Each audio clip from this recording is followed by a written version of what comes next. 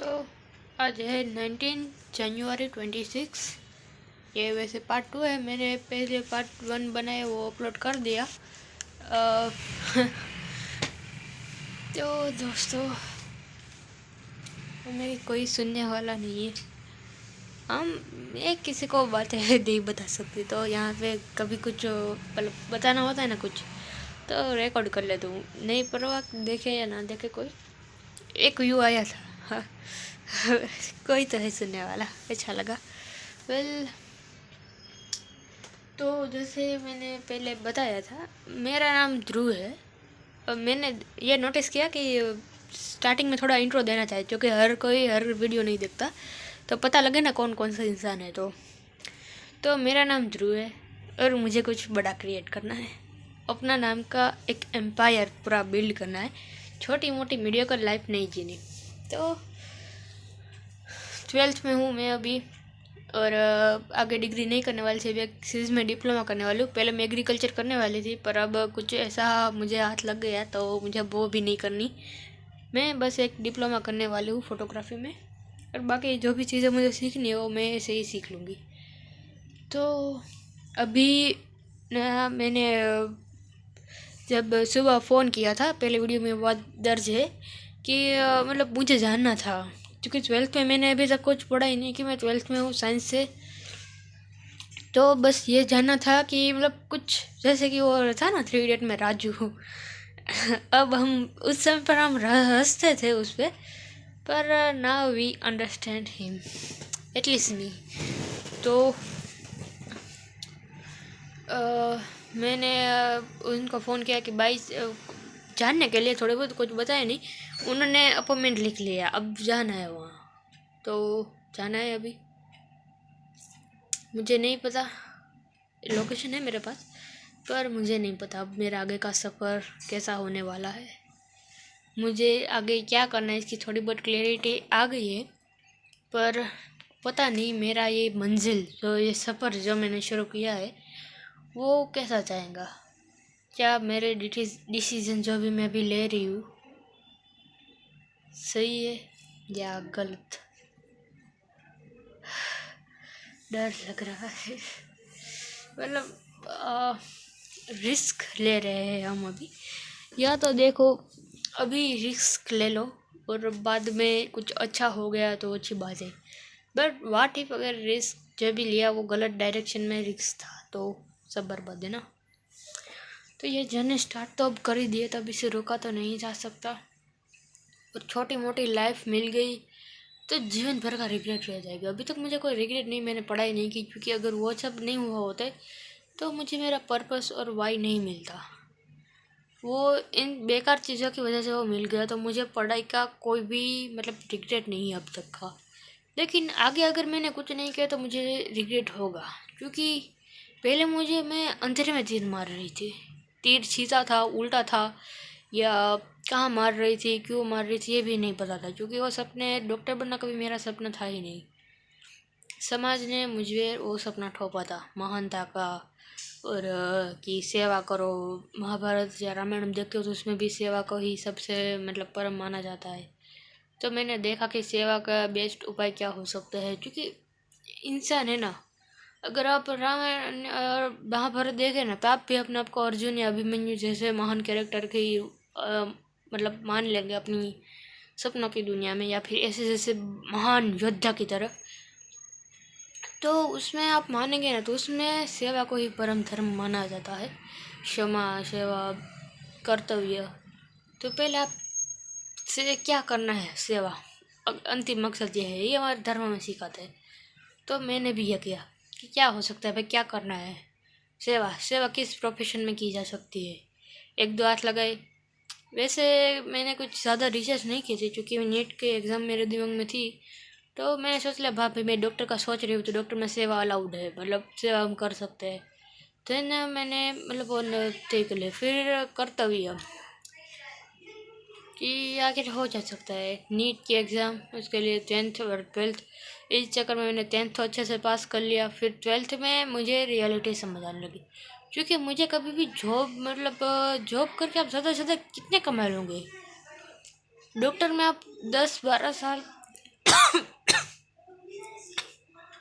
Doctor में आप 10-12 साल पढ़ने के बाद आपकी सैलरी ज़्यादा से ज़्यादा 5 से 6 लाख होगी सैलरी, कोई देने वाला है आपको। मतलब आप अगर उसके साथ आपकी बनी नहीं तो वो आपको निकाल भी सकता है जॉब से, आपका बॉस के साथ आपकी नहीं बनी तो। जॉब बहुत ही रिस्की काम है और मुझे जॉब नहीं करनी, गवर्नमेंट जॉब भी मुझे नहीं करनी थी। ये तो मेरा तय था गवर्नमेंट नहीं करना मुझे।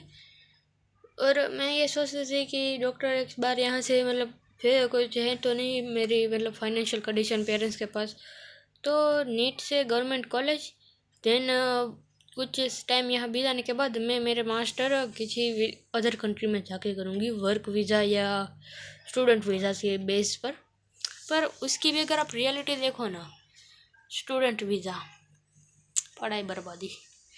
फेल पढ़ाई को तो फिर भी हम अच्छा कुछ कह सकते हैं, इंडियन एजुकेशन सिस्टम तो काफ़ी मतलब नीचे गिर चुका है, पर उसमें भी आप स्किल्स अगर कोई जान दे तो अच्छी बात है। और विदेश में भी अगर स्टूडेंट वीज़ा का कुछ मुझे खासा आइडिया नहीं, तो मैं ज़्यादा कुछ बोल नहीं सकती इस बारे में। रही बात वर्क वीज़ा की, तो मैंने एक तो रील हाथ लग गई, अमेरिका में लोग प्रोटेस्ट कर रहे हैं, कुछ अफ्रीका कंट्री का नाम मुझे नहीं पता, आई एम सॉरी, जापान में और कुछ ऑस्ट्रेलिया, तो लोग प्रोटेस्ट कर रहे हैं क्योंकि इंडियंस बहुत ज़्यादा है, इंडियन के पास टैलेंट बहुत है कसम से, वो तो है, इस बात पे कोई भी इनकार नहीं कर सकता। तो वो लोग वहाँ जा रहे, तो जो लोग वहाँ के लोकल है उनकी जॉब खतरे में आ सकती है, क्योंकि कंपनी वाले तो स्किल्स को ही हायर करते हैं, उनको तो अपना फ़ायदा होता है ना, उनको ये नहीं परवाह कि वो लोकल को देनी चाहिए या किसी और को।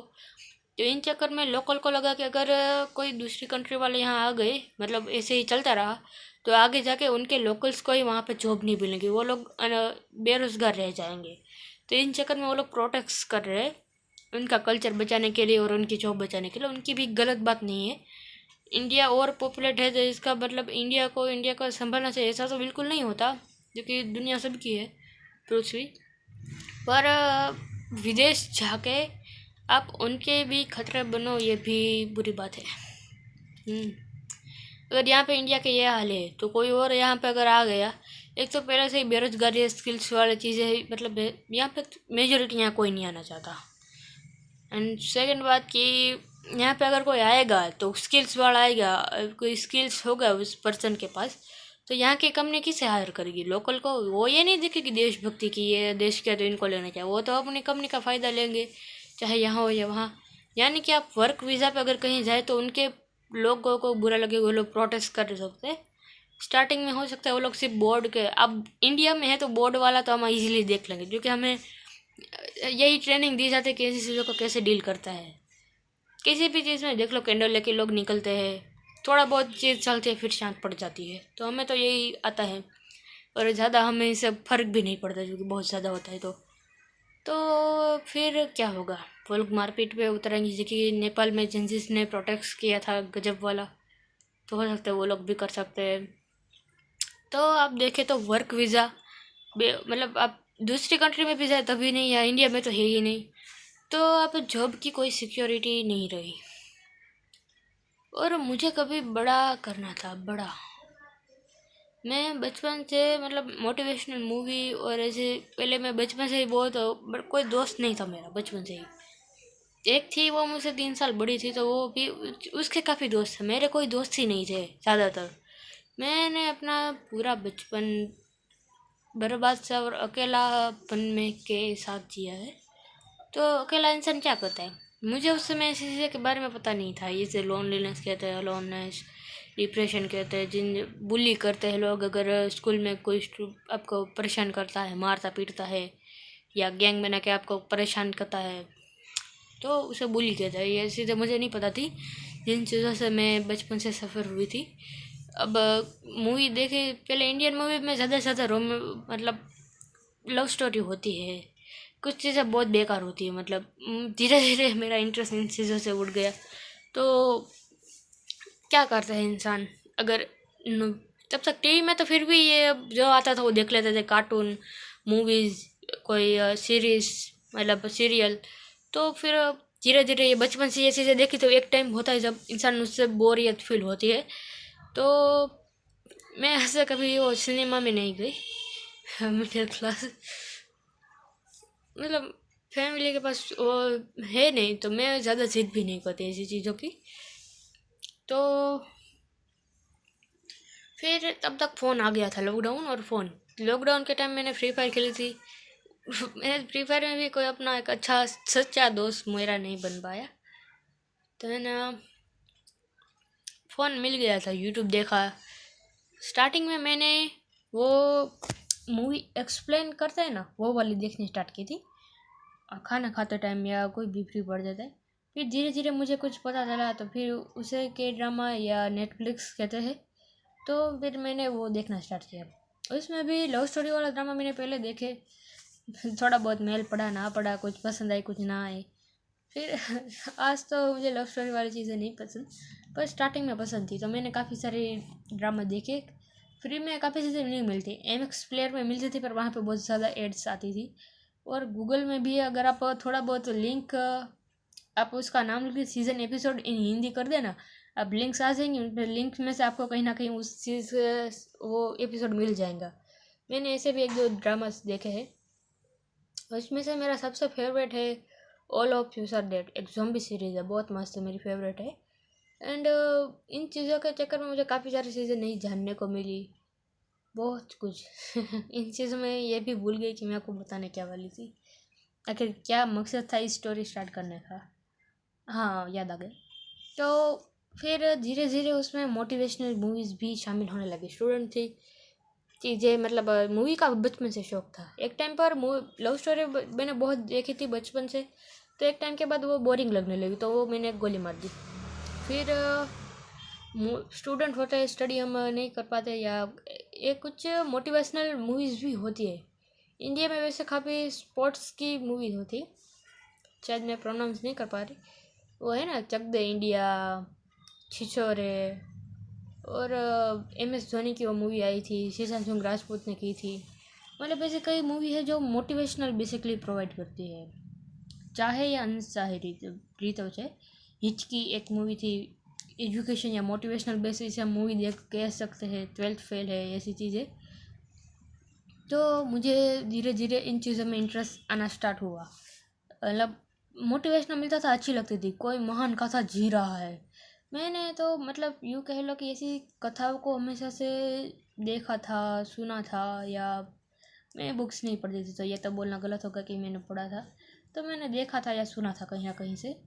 तो या कुछ चीज़ों में, जैसे कि मैं 9th स्टैंडर्ड में थी, तब वो हमारा, या 10th में, मुझे ठीक से याद नहीं, कुछ चंद्रयान 3 हमारा जो मिशन था वो भी मतलब मोटिवेशनल प्रोवाइड करता है। या कोई स्पोर्ट्स प्लेयर जीता है, क्या मतलब महान है वो लोग, जो कुछ कोई नहीं कर पाते वो कुछ लोग कर पाते हैं। इस चीज़ों को बेसिकली हम महान कह सकते हैं, राइट। तो मैंने ऐसी कथाओं को पढ़ा है, उनमें कहीं ना कहीं मैं जी लेती हूँ कथाओं। बचपन से मूवी देख रही हूँ तो मैं मूवी को एंजॉय, और उस मूवी के कैरेक्टर का मैं उसका एक इम्पोर्टेंट पार्ट बन जाती हूँ। मतलब अपनी ही नज़रों में मुझे वो मूवी में जीने लगती हूँ उस हिसाब से। तो मैंने हमेशा से मतलब ऐसी चीज़ों को पढ़ा है, पढ़ा तो नहीं, देखा है, सुना, उसको जिया है। मुझे भी ऐसी मतलब यह था कि मेरी लाइफ के ऊपर भी एक मूवी बने, जर्नी बने, इसे डॉक्यूमेंट्री ऐसा कुछ, शायद बायोग्राफी कहते हैं। तो ऐसा करना था मुझे, वो जॉब से कभी कंप्लेन नहीं होने वाला। यही वजह है। वैसे अभी 3:30 बज रहे, मैं जा रही हूँ वहाँ, मैं ये सारे फैसले ले रही हूँ। मुझे नहीं पता क्या सच है क्या झूठ, क्या रास्ता सही होगा मेरे लिए।